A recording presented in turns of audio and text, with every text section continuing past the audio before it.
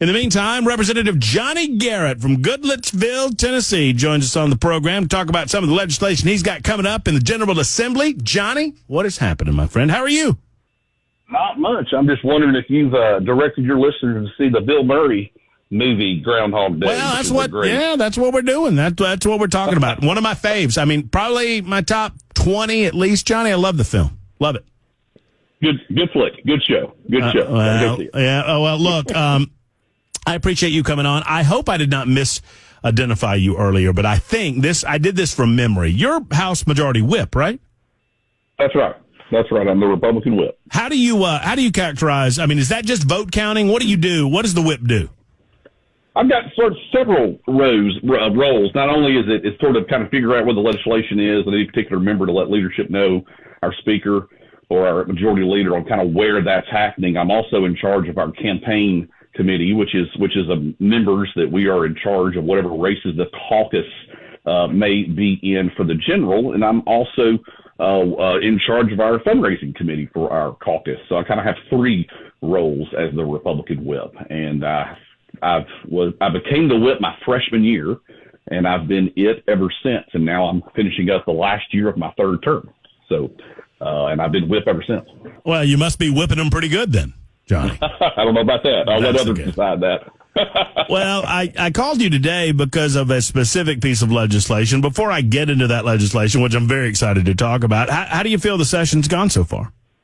So far, so good. I mean, it's we got off to a slow start because of that snow, and even though we didn't extend the filing deadline, which I'm glad we did, I'm ready to get the people's work. We got to have the state of the state on Monday and hear some of the governor's initiatives. So I'm ready to get to work, and so far we've had a really good couple of weeks, and I'm looking forward to the debate on really great legislation for Tennesseans. It's going to be a lot of fun. Well, and a lot of us excited to see some of the details regarding the possibility of a scholarship program, school choice program. I imagine you're among those that are excited about seeing something. I mean, as always with these things, devil's in the details. That should be coming out in the next week or so, right? We should expect the language to hit, and I was kind of a person of choice, so to speak, when I went through high school, but my parents had the ability to pay for private institution, and I think everybody should have that ability. If you believe your school that you're zoned for may not be appropriate for you, what options do parents have? And they don't, because they're strapped down by their zip code. So I'm looking forward to those details and see what it looks like. I ran on this issue when I first ran for office in 2018, so I'm excited that we're expanding the program to put the power back in parents' purview, so they can be the driver of how their kids are educated. And as you know, man, I mean, in what industry, in what society is there one solution for all, right? So I hope that most of our Republican colleagues will get behind this, and maybe we might even see some bipartisan support out of this that realizes that there's just not one road to victory. There's several ways to get there, and I think this is one of them that can really help the kids of this state get a great education. Well, remains to be seen. We'll follow up on that, obviously, with you and others. Now, we did have Senator Heidi Campbell on earlier today, and that conversation did not end well, Johnny. It actually ended with shocking there. It ended with me calling her a hypocrite and a liar and telling her to leave, and she did. So, and I don't use those terms lightly, but she was referring to legislation that she had never seen as a scam, and says that there are some within the Republican Party that are in on this scam. I don't understand what she's talking about, scam necessarily, on the people of the state of Tennessee, but, especially without seeing the legislation. Well, that's the classic political hyperbole, right? Let's make a statement with nothing that can back it up. And I don't know what definition she thinks that providing parents with the power of choice, who are we scamming, right? I don't know if she had a great definition or a response of who is that scamming, but that seems to be a theme of some of our critics that just doesn't want to see progress and see our kids get the opportunity through their parents' choice to get a great education. That's a way to say it's not going to work without providing the explanation behind, well, what exactly and who is being scammed. To me, that's political hyperbole. So, Representative Johnny Garrett with us to specifically talk about a piece of legislation that I learned about earlier in the week. And just to give a little bit of the backstory for those who perhaps don't remember or were not around, last General Assembly, we had a couple of members of the House of Representatives that acted out of turn, and they wouldn't stop acting outside of the rules that the members of the House of Representatives vote on every session to determine decorum and how they're going to act and the manner that they're going to comport themselves. And because of the repeated violations of the rules, a decision was made on the part of the body to vote as to whether or not to expel these members from the body. These members were Representative Gloria Johnson, Representative Justin Jones, Representative Justin Pearson.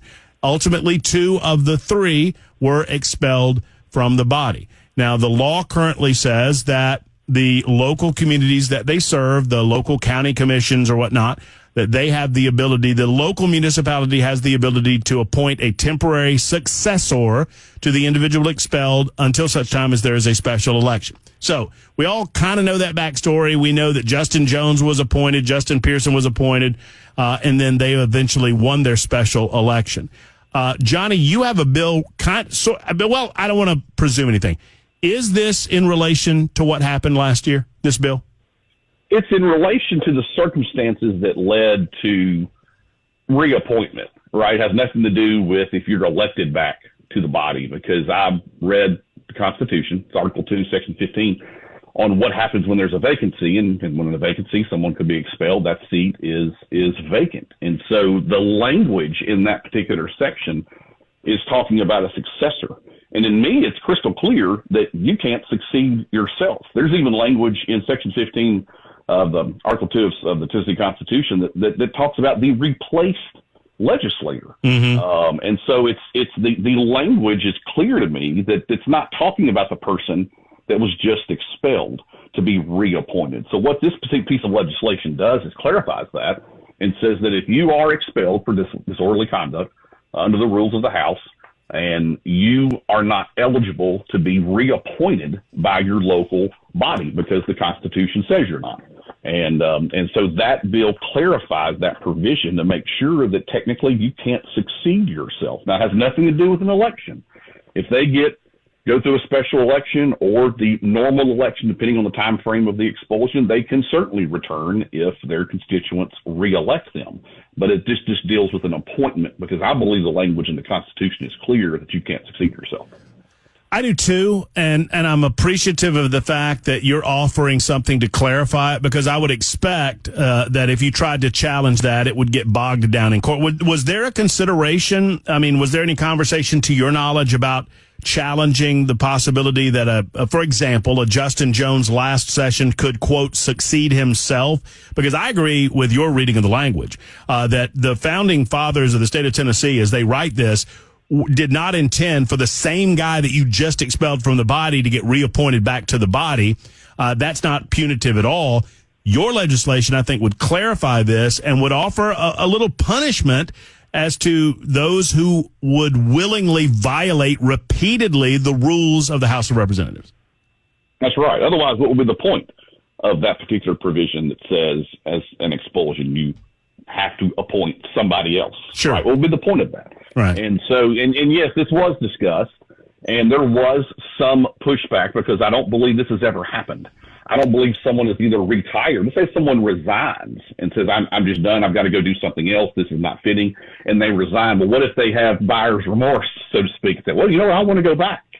And then they go to their county commission or their city council and say, I want to be reappointed. I think that's inappropriate under this particular piece of legislation as well, is that if you even resign, the language in the Constitution says, well, you can't be reappointed because you can't succeed yourself. So there was some discussion on that. It's just never been challenged. Someone would have to be expelled and then reappointed, and then that person either not be seated or a lawsuit be filed to challenge the language under Section 15 in Article 2 of the Tennessee Constitution.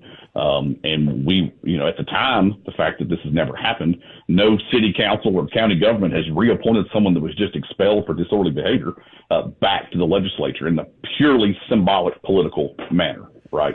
And so this will provide guidance, I think, for everyone and clarity on if you are expelled from the House of Representatives or the Senate, no governing body can reappoint the same person back to the same body. So I can anticipate some of the arguments on the other side. And, I won't even lower our discussion to talk, because I'm sure somebody will throw racism and all of that on the table, because the Justin of the world, that's what he's going to do. But they'll say, well, Johnny Garrett's being punitive.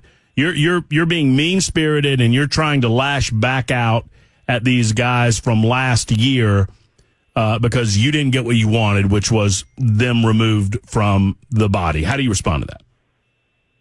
Oh, I think that would be ludicrous, right? Because what happened in the past is what happened in the past, right? I've said this many times, you are in control of how you act under this body. There are rules in place that apply to everyone, whether you're white, whether you're black, whether you're Hispanic, whether you are any type of race, gender, or whatever the case may be, right? There's no rules for thee and no rules for them. It is the same rules for everyone that we have to act, that our constituents expect us to act down there to provide some form of order and some form of decorum. And when we have folks that just are down there only to disrupt, well, we've got to have guardrails around those rules and clear intentions of what the consequences are of those rules. And so that's why I want to bring this particular legislation, is to clarify that actions have consequences for everyone. That's what we teach our kids, right? You break the rules, there are consequences to those rules. We seem to have some folks that believe the rules don't apply to them. Speaking of the rules, I wanted to ask you a couple of other questions about some of the functional things that we've seen going down in this session. One, the aforementioned Mr. Jones, as is his right as a representative, got on the schedule to present a constituent to offer the opening prayer. He did so, no problems there. He chose not to lead the Pledge of Allegiance. And that's got a lot of folks scratching their head. I've not heard anyone suggest that he should be forced to lead the Pledge of Allegiance. I'm just amazed that there's someone who operates within the system and within the House of Representatives who wouldn't want to lead the Pledge of Allegiance. Were you there? Did you see any of that? And what were your thoughts? I was there, and I don't know if you could take my mouth off the bottom of the floor, even from Representative Jones' actions not to recite the pledge, right? He spit in the face of our veterans. He spit in the face of all Americans. And I understand someone that claims they love America but hate Americans. I don't understand that. And that's what he displayed yesterday by not reciting the pledge. Is just an act of dishonesty on the entire body and all Tennesseans and all Americans that have served this country, that gives him the reason why we do what we do. So I didn't understand it, that he did not want to recite that pledge because it is something, it's a symbol of our country. It's the flag of our country. It's something that is revered. It's something that people died for. It's something that people still suffer from, families that had a veteran that have died for that freedom, for the symbol of what that flag instills in us all. Well, so that was just something that was a little bit disappointing to see. Obviously. But my takeaway, and I think most Tennesseans who observe this, and I know you're really close to the forest, so sometimes it's hard to back up to see the trees, but most Tennesseans look at this as parlor tricks. And to me, as the serious people who are trying to do the serious work for the state of Tennessee and for its citizens are about their business, there are some in that body that just engage in parlor tricks, and they try to get you guys distracted. And I would say, and I'm not here to butter your bread, Johnny, but I would say kudos to those of you who did not take the bait and get distracted on it, whether it's the Pledge of Allegiance or this pastor from earlier in the week who was transgender. I think they were trying to bait you guys into reacting. You didn't. Absolutely. And I'm glad that you did not, because that's giving them what they want, which is the dog and pony sideshow that they so desire. Look, nothing's going to distract us, in my humble opinion, from doing the work the people sent us to do.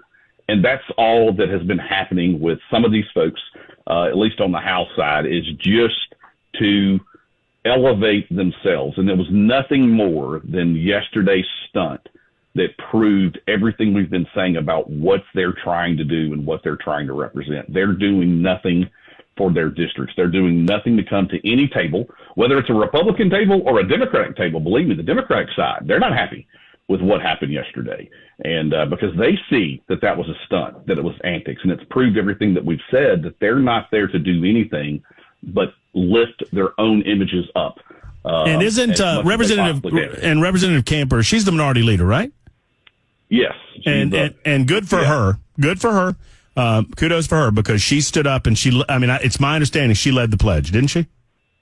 She did. And I have great respect for Leader Camper. She sits right in front of me on the floor. We have a great relationship. In fact, my daughter absolutely loves seeing her when she comes down to the Capitol. So we have a great relationship with Leader Camper. She does a great job. I mean, they're probably not going to like me saying that, right? But it's the truth. We go down there and we want to have relationships with everybody, and unfortunately, some just don't. They're in it for themselves. Well, that's right. Well, look, thank you for everything you do. I appreciate the bill. We'll continue having you on throughout the course of the session, asking questions, getting answers regarding legislation moving through the body, and I appreciate you, Johnny. Take good care. Hold down Goodlettsville. Thank you very much for having me on. I really appreciate it. Yeah, it's my pleasure. There's Johnny Garrett, who is the House Majority Whip, the Republican Party Whip in the House of Representatives for the Tennessee General Assembly.